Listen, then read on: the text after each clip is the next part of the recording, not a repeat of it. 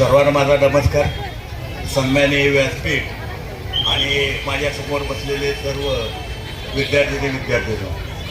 खरं तर आदरणीय दादाने 2-3 दिवसापूर्वी जेव्हा हा प्रश्न मांडला की आपल्याला एक मूकमोर्चा काढायचा आहे, तर त्यावेळेला मी दादाच्याकडे सगळं समजून घेतलं की नक्की काय झालं. तर आमच्यापर्यंत काही गोष्टी येतात न येतात, सगळं पलूस तालुक्यामधले आपण शुद्ध नागरिक आहोत.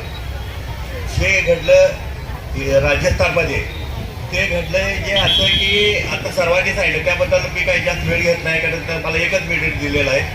तर मी खास करून विद्यार्थ्यांना सांगू इच्छितो की आपल्या पण सुरुवात करा. त्याचं कारण असं आहे की आपली सुरक्षितता हे आपणच केली पाहिजे. आपणच झाशीची राणी व्हायला पाहिजे. झाशीची राणी होणं म्हणजे काय, आपण आजूबाजूला ज्यावेळेला शाळेत जातो त्यावेळेला शाळेत जाताना आपल्याला कोण छेडछाड काढतो का, एक जर आपण अन्याय सहन केला तर अनेक अन्याय आपल्या होऊ शकतात. हे सर्व विद्यार्थ्यांनी समजून घ्या. ज्या दिवशी आपल्याला एखादी गोष्ट आपल्याला मनाविरुद्ध घडती त्यावेळेला आपण आईबाबाला सांगितलं पाहिजे, आपल्या शिक्षकांना सांगितलं पाहिजे, आपल्या मैत्रिणींना सांगितलं पाहिजे.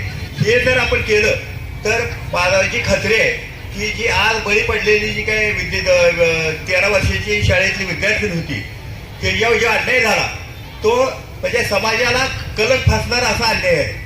तर तो अन्याय आपल्यावर सुद्धा होऊ शकतो. कारण आता जे काय फास्ट बेडे आहे, डिजिटल बेडे आहे, खास करून मोबाईल आहे, ह्याला कुठल्याही आमिषाला तुम्ही कृपा करून बळी पडू नका. ह्या बळी पडण्याने काय होतंय, एक वेळ आपण एखाद्या फॉलोअर केलं किंवा क्लिक केलं तर पुढचा जो कोण आहे त्याचा हेतू समजत नाही आपल्याला, तो काय हे उद्देशाने आपल्याला हे करतोय.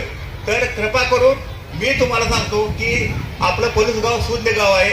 आज हे मी बघितलं की सर्व पक्षी आहेत, त्याच्यामध्ये डॉक्टर आहेत, वकील आहेत, सर्व औद्योगिक आमचे कारखानदार आहेत, व्यापारी आहेत, शेतकरी आहेत आणि सर्व मीडिया आहेत, पत्रकार बंधू आहेत. तर मी सर्वांना तुम्हाला विनंती करतो की आपल्या घरापासून सुरुवात करूया. आपली जबाबदारी पाल्य नात्यानं आहे. शेजारी मुलगी शाळेत जात असेल तर ते आपलंही तिच्यावर लक्ष पाहिजे, कारण ती होणारी उद्या एक चांगली आदर्श भारताची एक सुसंस्कृत महिला होणार आहे, आदिमाया शक्ती होणार आहे. आणि जिथं चुकल तिथं आपण सुद्धा आपल्या शेजाऱ्यांच्या ज्या मुले आहेत त्या वडिलाला आईला सांगितलं पाहिजे. तर मी